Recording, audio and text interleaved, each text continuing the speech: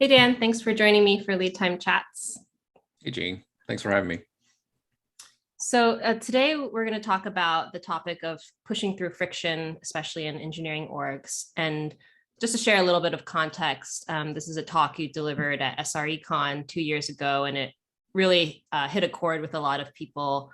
I think it's one of those topics that is so important and so resonant to people, but we don't really talk publicly about enough. And the talk was really about, inevitable friction and growing orgs, feeling disempowered, burnout, how to work through that friction. So maybe just tell me a little bit about the motivation behind the talk. Sure. So pushing through friction, it started as a tweet thread in early 2019.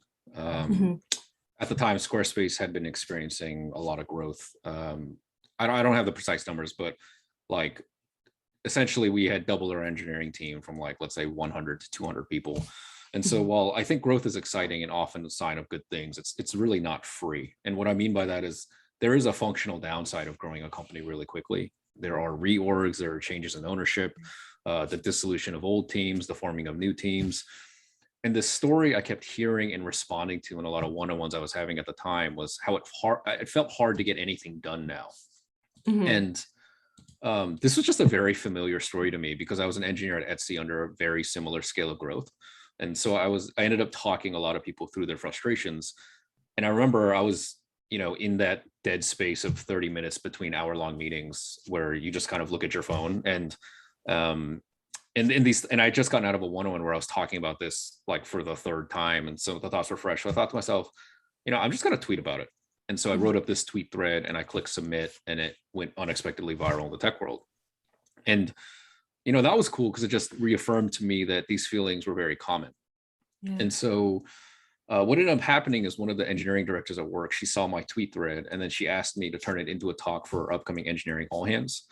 And so I did that. I turned, 5 tweets into a 15-minute engineering all hands talk. And the response I got from my coworkers was overwhelmingly positive. And I think the greatest part about this response is that people found it very motivating because we had all been experiencing just dramatic organizational growth and, feeling the pains of it. But that talk helped bring a lot of people into a more productive mindset about it. So much so that pushing through friction became one of our engineering values. Wow. So I knew that between that tweet thread and the all hands talk, I had something resonant. But I also knew that I wanted to expand about it more. And so I really began to put time into thinking about and writing the actual 35-minute talk with hopes of delivering it at a conference. And fortunately, I was able to deliver it both at Web Unleashed and S3E4 in 2019. Honestly, I don't think I'll ever deliver another talk that is more personally resonant with me or that I'm more proud of. I think the coolest part about that talk is that I've received feedback from, complete strangers on the internet that it's helped save their jobs. And that's just one of the most amazing parts about the internet and speaking. You can have a positive impact on people that you've never met. Yeah, when I was searching for the talk to watch it, there are people who recommended it. And someone was asking about, topics around burnout or I don't know if it's about burnout or just talks that people recommended. And someone linked to it and was like, this saved, this totally pulled me out of my burnout, saved me. I was able to keep working and it's pretty amazing. It sounds like by the time you had written that tweet thread, though, you had personal experiences, you were coaching people on how to do that, how to push through friction that develops at organizations. And so I'm curious, what was your own personal experience? Did you have an aha moment when you realized oh, this is not just, pushing against something that's not going to budge. This is actually working through this is actually part of my job. Yeah, that's a really good question. Did I have an aha moment? I wouldn't say it was an aha moment. I think it's more, over the course of my career, I've just noticed what it took to get hard things done at a growing company, right? So personally, I've spent a significant portion of my career building platform tooling. So instead of building product UIs as a product engineer, I work on teams that are responsible for building the developer tools that product engineers rely on. So like stuff like web performance and build systems and component libraries, Accessibility International. And a lot of that work has friction embedded into it because you're trying to build or upgrade systems that are actively in use every day. And so it's like, I think product engineers have a single goal in mind. It's to build the best product possible. Do they care about the details of their tooling beyond, if it works and if it's easy to use and it's fast? Not really.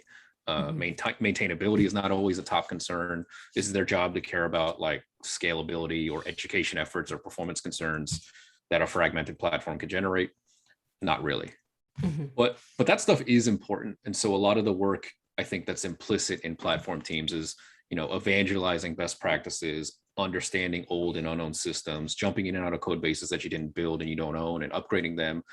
And you can't really burn bridges in this process. And so you encounter a ton of friction by default.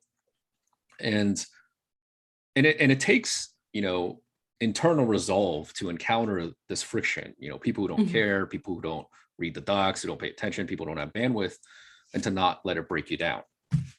So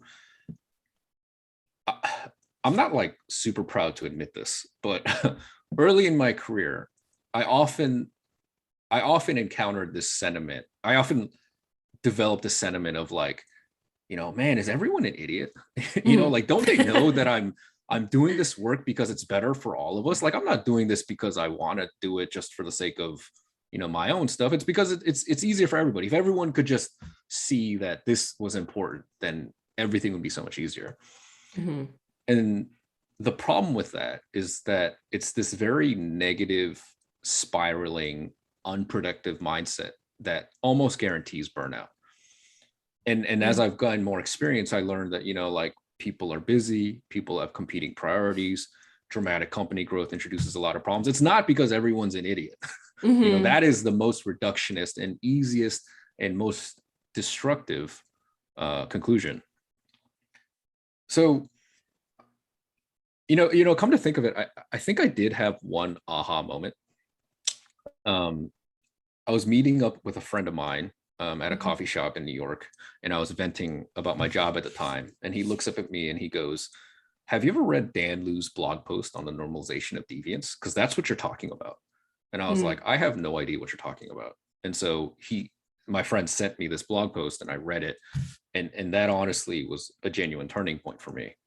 I don't know Dan Liu, but I am a fan of his writing. He is a programmer who, has this incredibly thoughtful blog and well-written blog about programming and tech hiring. And he just has this incredible way of diving deep into a topic and really, really sussing out the edges of it. And he has this one blog post that introduced this term called the normalization of deviance. And it's this organizational dynamic that I've witnessed a ton of times. And he has this anecdote that like was so resonant to me. And he's like, "Do you know what it's like to onboard at most tech companies? It's like you're new and you're onboarding and you're kind of like, you have your onboarding buddy and you're kind of like going through the steps of onboarding and you're like, hey, like, whoa, why in the world would we do it this way?" And the onboarding buddy is like, "Oh, like, don't worry about it. We know that. Like, that's just how we do it."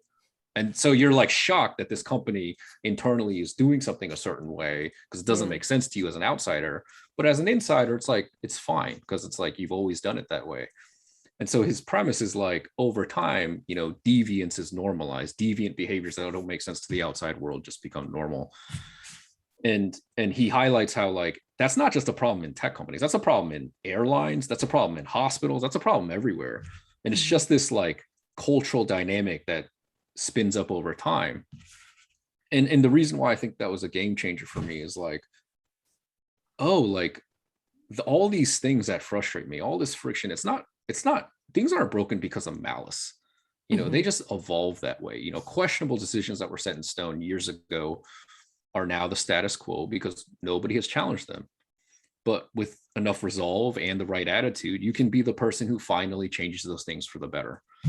And so I think how that changed everything for me is that it empowered me to focus on what I can control. I'm not necessarily a victim of my circumstances. I can't control company growth. I can't control, a lack of responsiveness in Slack. I can't control gaps in ownership due to reorgs, but I can control how I respond to them.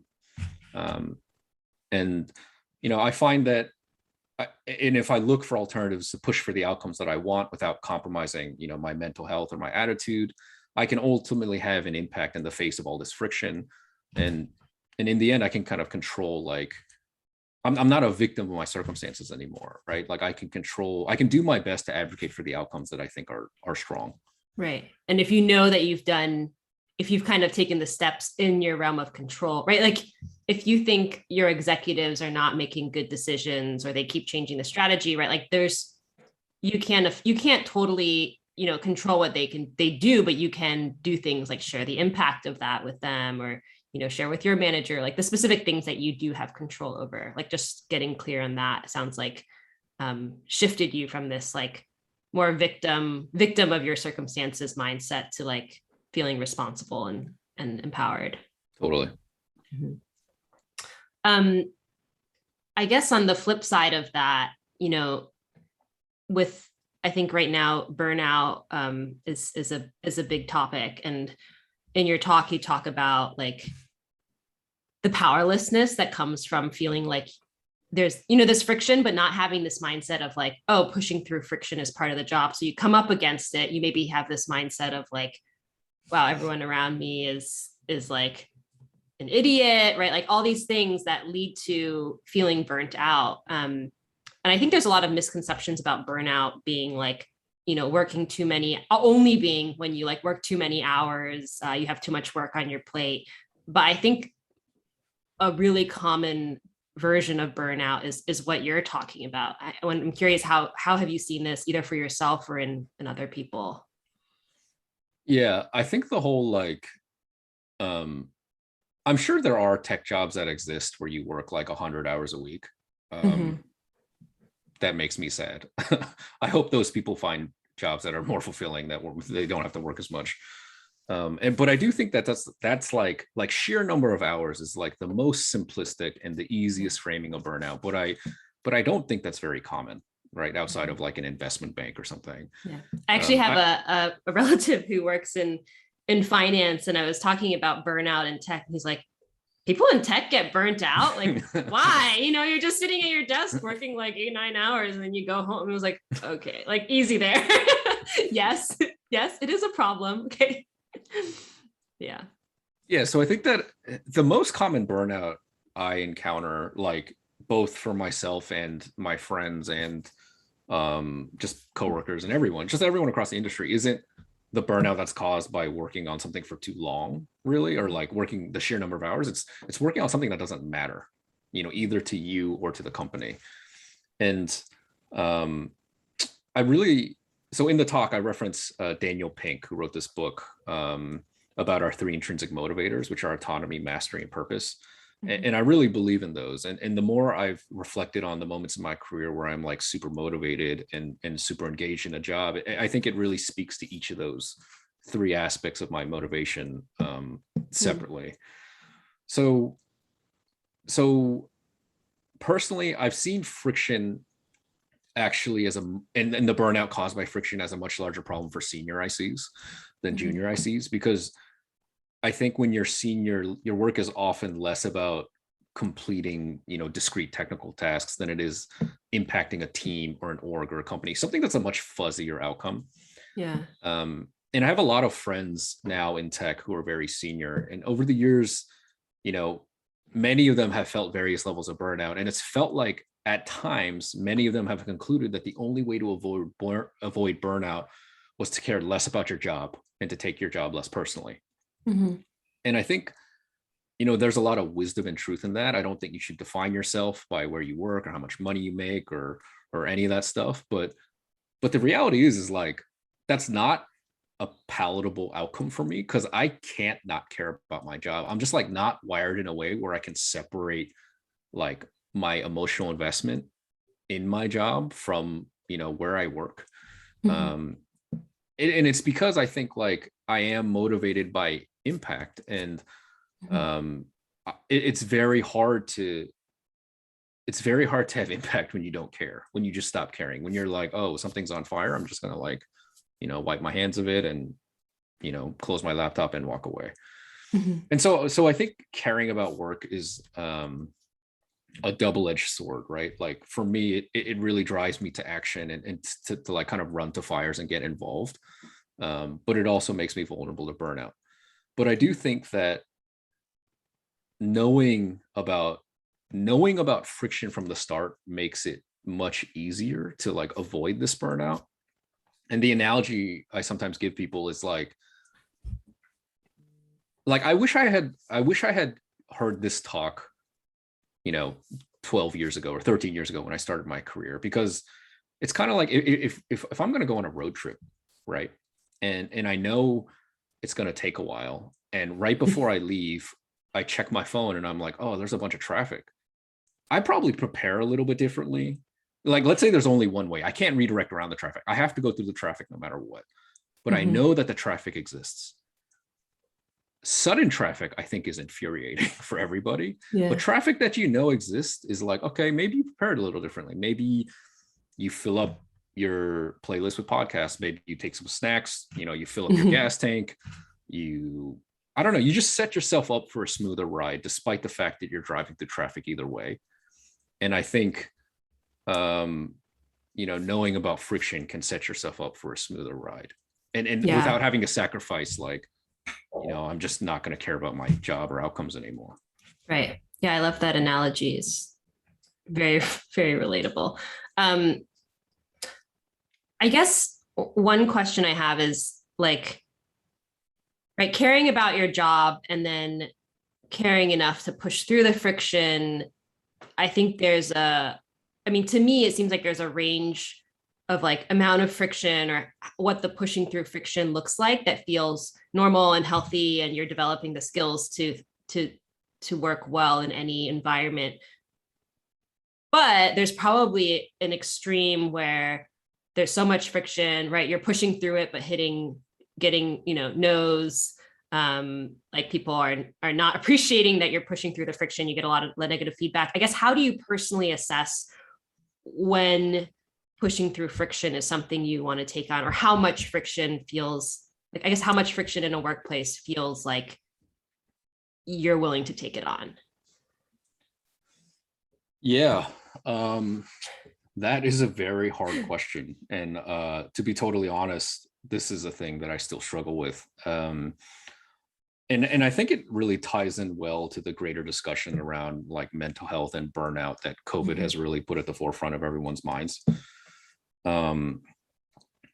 For me, I've learned the hard way that I don't have the capacity to dedicate mental and emotional energy to every single thing I care about fixing at work.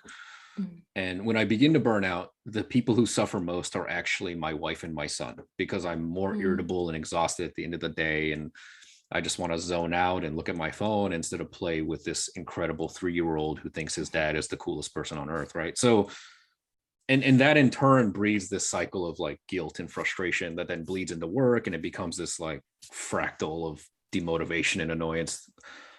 And so when I start, and so my wife will actually, she has seen that and she'll call me on it, and that'll kind of kick me into a state where I'm like, all right, this is happening and I got to do something, right? Yeah. So I've learned that I need to be more selective about where I put my energy.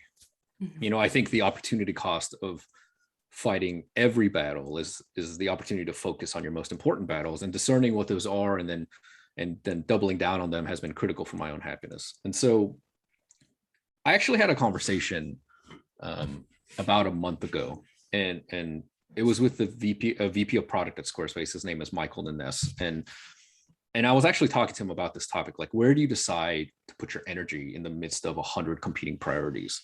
And he offered me some advice that a mentor gave to him earlier in his career that I still think about a lot. And I wrote it on a Post-it and put it on my monitor.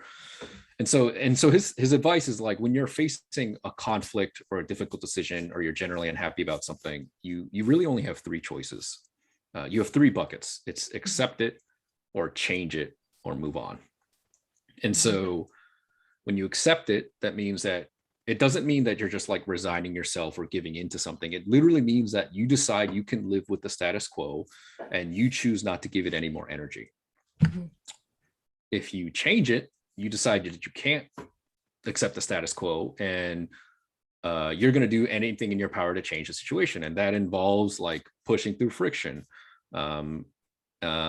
And you should probably set a time box on this, because like, pushing through friction endlessly will burn you out. So, and then at the end of your time box, you can kind of assess like, is this something that I was able to push through? Is it worth continuing to push through? Should I move it into one of the other buckets, whatever?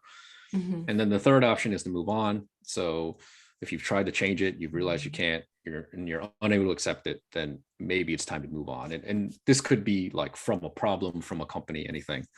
Mm-hmm. And the thing that I really found valuable in this discussion was like, when he said, when you straddle multiple buckets at the same time, accept it and change it, or change it and move on at the same time, that is what breeds burnout, because you're like kind of 1 foot in and 1 foot out all the time. And so my personal challenge and how I've tried to, internalize that for me is to like, when I look at a problem, I'm like, all right, what bucket is this? Mm-hmm. And then 2 weeks later, when that problem comes up again, I'm like, wait a second, what bucket is this? Like, let me reassure myself of this bucket, right? Yeah. It's a mental exercise. It's not perfectly like airtight. I still struggle with it, but it's given me like a clear mental model of like, okay, I'm going to accept this because I'm working on this one.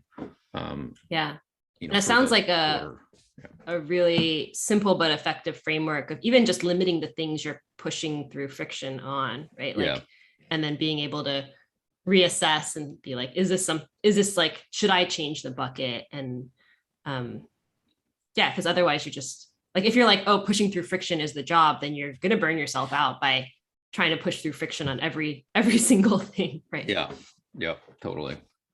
Cool. Thank you so much, Dan. I think this is going to be so useful to a lot of people who are, maybe feeling like they're coming up against challenges in their work and are feeling powerless, or could use a bit of framing around what they maybe are already doing. Thanks, Gene. Yeah, thanks.